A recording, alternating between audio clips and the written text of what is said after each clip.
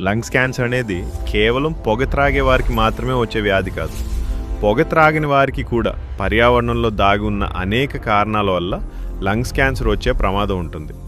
పొగ త్రాగని వారిలో lungs cancer వచ్చే సాధారణ కారణాలు ఏమిటో ఇప్పుడు తెలుసుకుందాం. ఇతరులు పొగ త్రాగినప్పుడు వచ్చే పొగను పీల్చడం అంటే ప్యాసివ్ స్మోకింగ్ లంగ్స్ క్యాన్సర్ ప్రమాదాన్ని గణనీయంగా పెంచుతుంది. గాలి కాలుష్యం కూడా మరో ముఖ్య కారణం. కాలుష్యభరితమైన గాలిని నిరంతరం పీల్చడం వల్ల ఊపిరితిత్తుల కణజాలం దెబ్బతింటుంది. పనిచేసే ప్రదేశాల్లో యాస్బెస్టాస్ వంటి హానికర పదార్థాలకు గురికావడం కూడా లంగ్స్ క్యాన్సర్ ప్రమాదాన్ని పెంచుతుంది. వాహనాల నుంచి వచ్చే డీజిల్ ఎగ్జాస్ట్లో ఉన్న విషపూరిత కణాలు ఊపిరితిత్తుల ఆరోగ్యాన్ని ప్రభావితం చేయవచ్చు.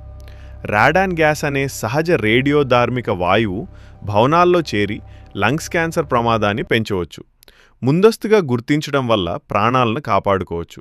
మీ నిపుణులను సంప్రదించి ఐరిస్ పెట్ సిటీ సెంటర్లో మీ స్క్రీనింగ్ చేయించుకోండి.